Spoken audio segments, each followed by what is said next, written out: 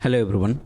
Today is 21st of May and we will go through the Indian Express new. Now the fast front, you can see the front of the paper that Odisha is the second phase of election. We have recorded pretty good amount of turnout, that is the 69%, with lowest is the Hinsley, and that we the chief minister's home assembly, and Aska, that means the Ganjam has seen pretty less. But when it comes to the western Odisha, you can see the Sonpur is 81%, like Bhatli, Jharsuguda, but Berhampurs, and also the that means this one also Bitrapur. These are have like pretty good turnout, and when it comes to the Lok Sabha, that is the Bargad is the highest 76.20. So this is how the turnout. That means first phase, second phase is having on an average 69, and here you can see that the tragic news is that the Iranian president, that is the Raisi, and the foreign minister, that is Hussein. So they have found dead in the chopper crash, in the helicopter crash, that to be. So Iran का the president है वो, that is Ibrahim राइसी, and foreign minister दोनों ही मतलब dead हो गए, जो hard landing crash हुआ था। तो उस पे चलते कि एक दिन का 1 डे शोक पालन होगा इंडिया में, that according to the government of India. So this is how this news reads in the fast paper. Then I would not go through the whole the paper, but I will better prefer to comes to the editorial part. So editorial part में इधर भी आप देख सकते हो कि like this जैसे कि here you can see that ostracized ऐसी families of the पूरी fears voting. मतलब कुछ लोग ऐसा है कि उनको वोटिंग देने में डर लगता है. Elephant census from the May 22. Mock drill आज से चलेगा. चलो फिर देखते हैं इसमें कितना क्या है. तो सेंसर जब आ जाएंगे तब हम देखेंगे. And here you can see a delivery voice taking rest, much needed rest ले रहा है, and because of the temperature is soaring, so that is why. तो भुवनेश्वर पे ये रेस्ट ले रहा है क्योंकि टेम्परेचर तो बढ़ता जा रहा है, इसलिए जो भी हो. चलो फिर देखते हैं आगे. तो एडिटोरियल पेज पे हम जब आते हैं ना,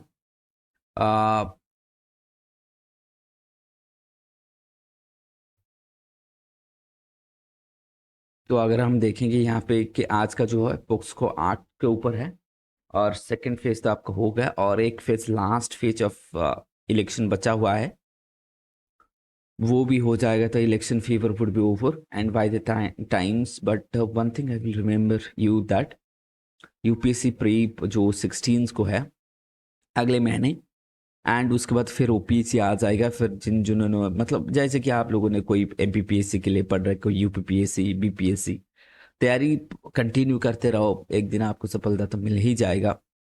बट हाँ, उसके लिए कंटिन्यूस एफर्ट चाहिए. अगर यहाँ पे मेन आर्टिकल्स पे देखोगे ना, ये कह रहा है कि भट्टाचार्य कह रहे हैं कि जॉय भट्टाचार्य कि this year I feels the Indian batter performed well from the rest. मतलब जैसे कि यहाँ पे कुछ बैटर्स का नाम दिया गया है, like Abhishek Sharma from the Hyderabad ले लो, and like from the Sunrisers side से ले लो, वो जो मतलब अभिषेक शर्मा की बात कर लो, otherwise Rahul Tripathi instead of Rahul प्रतिवक. तो ये हो गया.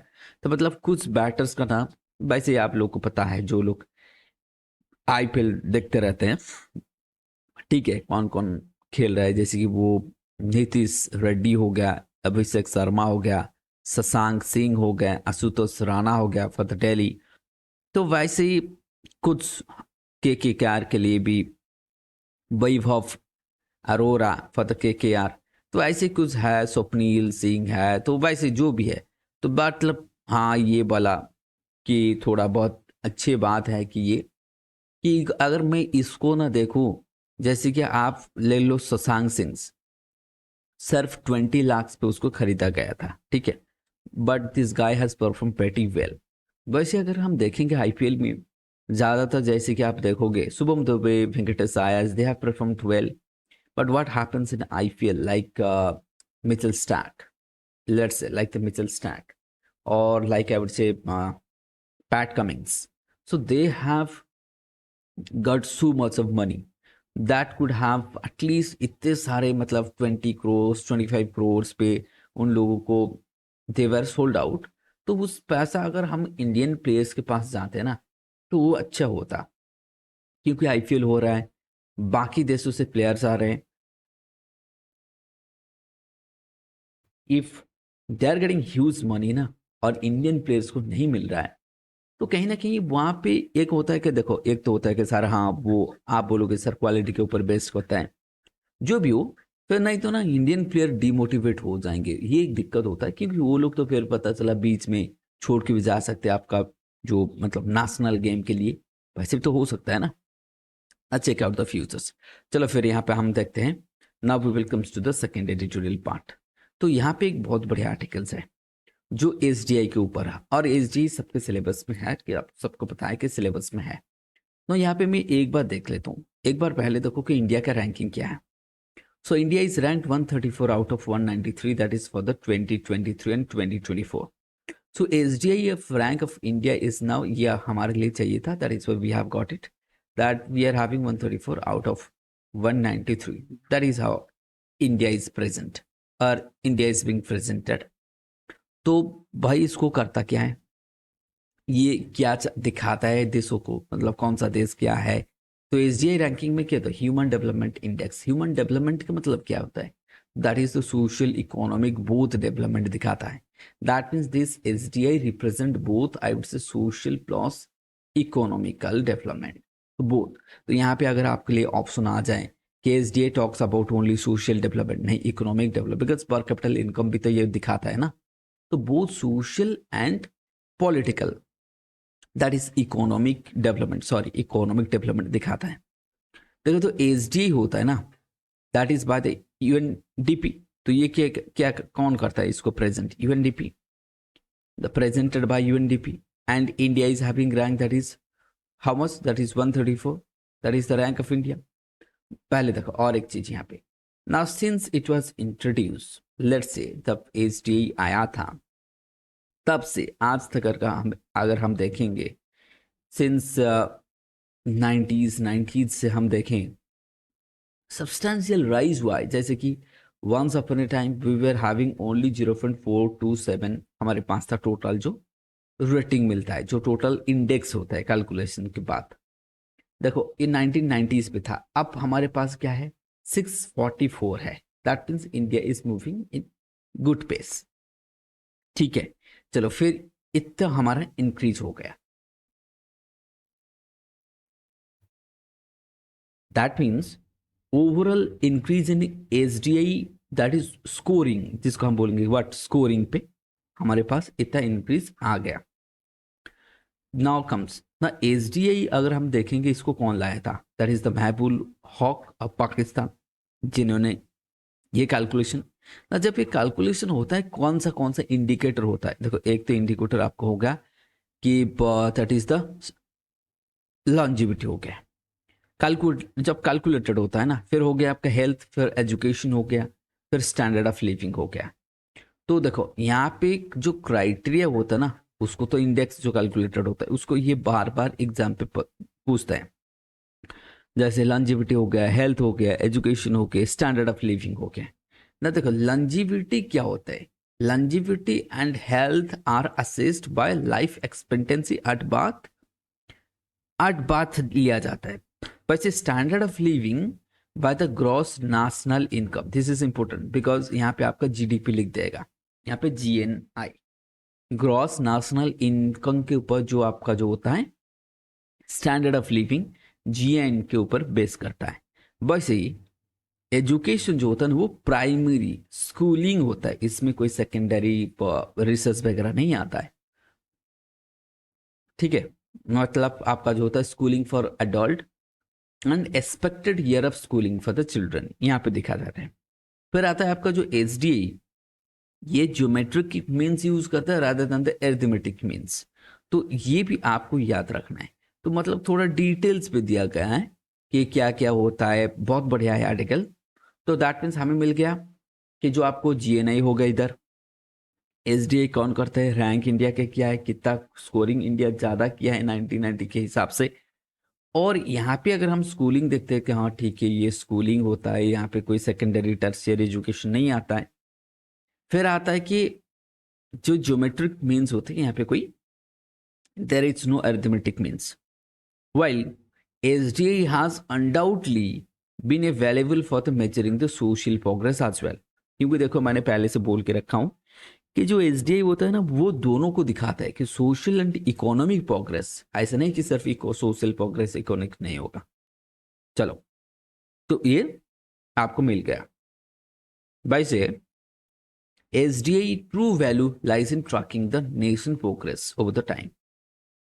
देखो एक चीज होता है ना, ऑथर का कहना है जिन्हें आर्टिकल को लिखा है कि एसडीआई का जो ट्रू वैल्यू है ना वो पता चलता है कि एक देश कैसे ग्रो किया है। जैसे कि आप चाइना श्रीलंका को कंपेयर करो on the basis of what, that is the score, और जो मतलब उन्होंने जो स्कोरिंग किया है भाई। लेकिन एक बात यहाँ पे देखो, चाइना तो एक मासिव सुपर पावर है एंड श्रीलंका क्या है, that is balance of payment से जूझ रहा है। तो वैसे मतलब nobody can compare these two, but the ASDA what is doing that they are doing the comparison is Sri Lanka is doing pretty well, that is shoulder to shoulders with China. So I don't see neither the authors do see any kind of comparison. This is how the overall economic prosperities in a country goes on or how that has developed. That does not mean simple you are scoring these numbers and you need to be a developed one. So countries का जो development जो growth होता है ना, it's an important part of your SDI. For example, China. So per capita income is one of the primarily, I would say, but component. It means a valuable, I would say, but sensitive outliners. अगर हम देखेंगे outliers of the small denominators population in this case. तो जो standard of living होता है ना वो भी बहुत इंपॉर्टेंट होता है, क्योंकि वो एक्यूरेसी दिखाता है स्टैंडर्ड ऑफ लिविंग। तो हाँ भाई लोगों को पानी मिलता है कि नहीं, घर है कि नहीं, स्टैंडर्ड ऑफ लिविंग भी बहुत इंपॉर्टेंट है। और इन सारे के सारे हम क्या करेंगे, मीडियन इनकम अगर लेना है, मीडियन इनकम लेके उसको निकाला जाता है।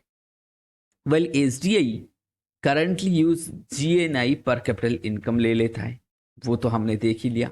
तो एसडीआई की ना, चलो फिर तो ये हो गया आपका वैसे एम्प्लॉयमेंट हो गया। लेकिन एक चीज यहाँ पे ध्यान नहीं देता है कि एजुकेशन तो SDI do talks about the, देखो एजुकेशन की बात करता है, लेकिन एसडीआई पे ये नहीं बोला गया कि स्किल एजुकेशन वो हो गया, टेक्निकल एजुकेशन, ऐसे तो कुछ नहीं बोला गया। तो यहाँ पे अगर हम देखें the education domains index measurement means of year spent on schooling, this does not measure the employability skill set, ये सारी चीज को वो मेजरमेंट नहीं करते हैं।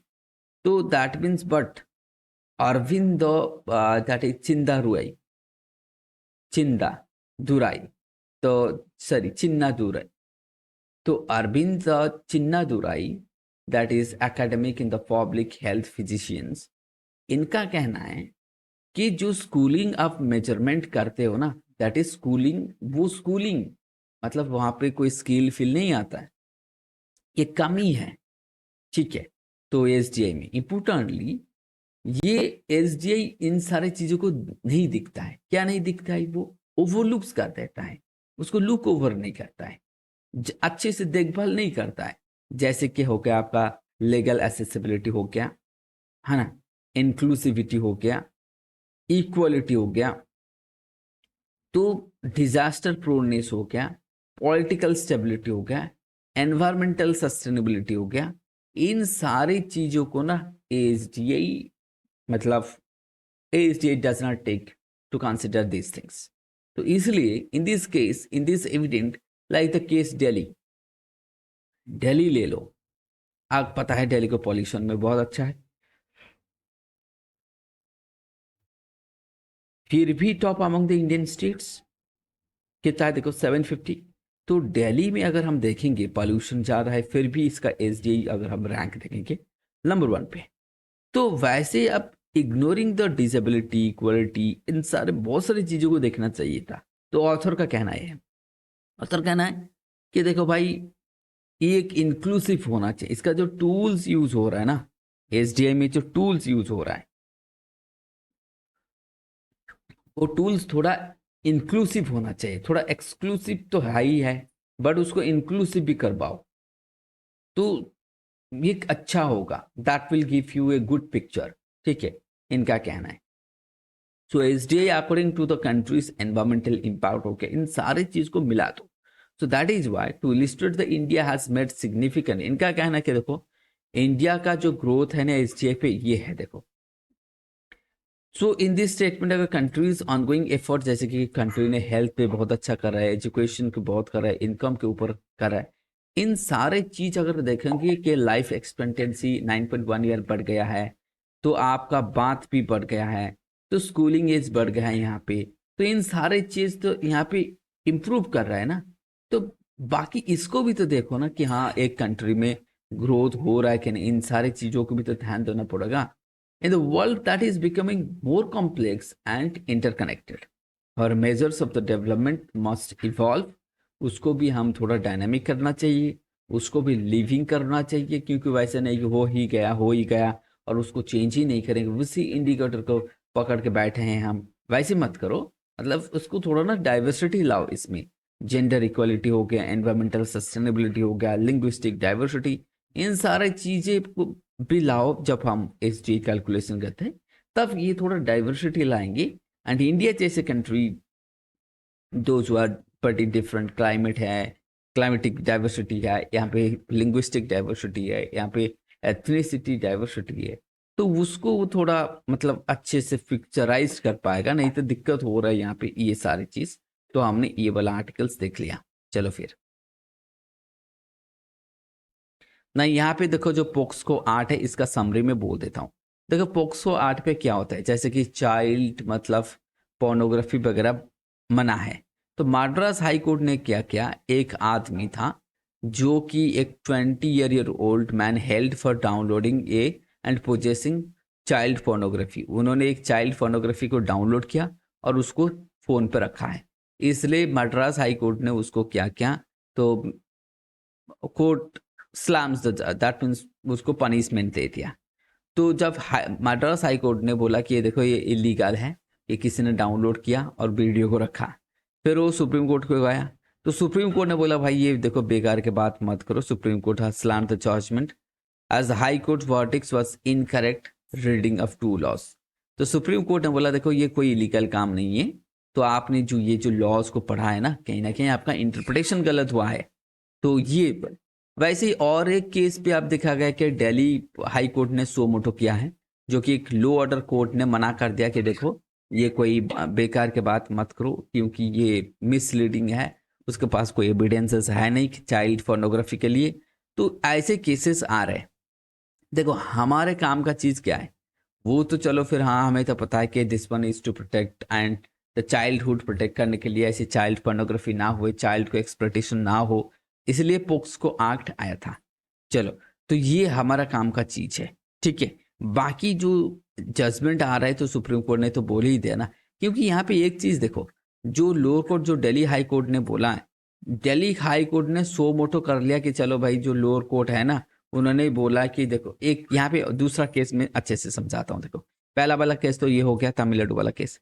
सेकेंड वाला केस क्या है, देखो एक लोअर कोर्ट ने पनिशमेंट मतलब मना ही कर दिया कि पोस्को एक्ट को अंडर एंटरटेनमेंट में नहीं करूंगा। उसको चैलेंज करते हुए हाई कोर्ट के आगे हाई कोर्ट ने सो मोटो कर लिया कि देखो मैं करूंगा, अगर ए नहीं कर रहा है तो पीआईएल फाइल किया गया। तो केस क्या है, केस है कि किसी ने एक जैसे कि एक जैसी चाइल्ड पोर्नोग्राफी हो गया, भाई पता नहीं पहले बात वो चाइल्ड है कि नहीं, उसका कोई एविडेंसेस है कि आपके पास। जैसे कि हम बोल रहे चाइल्ड पोर्नोग्राफी, तो वो चाइल्ड है कि नहीं, यहाँ पे एक चैलेंजेस है कि वो चाइल्ड है कि नहीं। अगर चाइल्ड है वो किस जुरिडिक्शन में आता है, क्या वो इंडिया पे शूट किया गया और वो दूसरे कंट्री पे शूट हुआ है, इंडिया पे दिखाया जा रहा है, ये भी एक चैलेंजेस। दूसरा तीसरा चैलेंजेस है by the time of watching the pornography, let's say person A B C child phone देख रहा है, तो वो जो पॉर्न जब शूट हुआ था वो लेट्स से ये 2015 था, आप देख रहे हैं वो, तो जिसके मतलब जैसे कि आज के लेट्स से लगभग 10 साल हो गया, तो वो जो चाइल्ड, वो तो चाइल्ड नहीं रहा ना, वो तो अब अडल्ट हो गया। तो वैसे बहुत सारे चैलेंजेस भी है इधर देखो, फिर उसको ढूंढ पाना कि वो चाइल्ड कहाँ पे है, उसका आइडेंटिटी क्या है, तो वो सारे बहुत चैलेंजेस आता है। चलो जो भी है, तो ये पूरा का पूरा डिस्कशन हमने कर लिया आज का पेपर। तो ये थोड़ा एसडीआई बहुत अच्छा वाला था, इसमें मतलब जैसे कि यहाँ पे ज्योमेट्रिकल प्रोग्रेशन हो गया, यहाँ पे वेटेज हो गया, यहाँ पे रैंक हो गया, यहाँ पे आपका इंडेक्सेस हो गया, आपका क्राइटेरिया हो गया, बहुत सारी चीजें यहाँ पे डिटेल पर डिस्कस किया गया, एजुकेशन हो गया। तो इसको थोड़ा अच्छे से देख लेना, ठीक है। चलो फिर आज के लिए इतना ही। Thank you everyone, have a good day to all.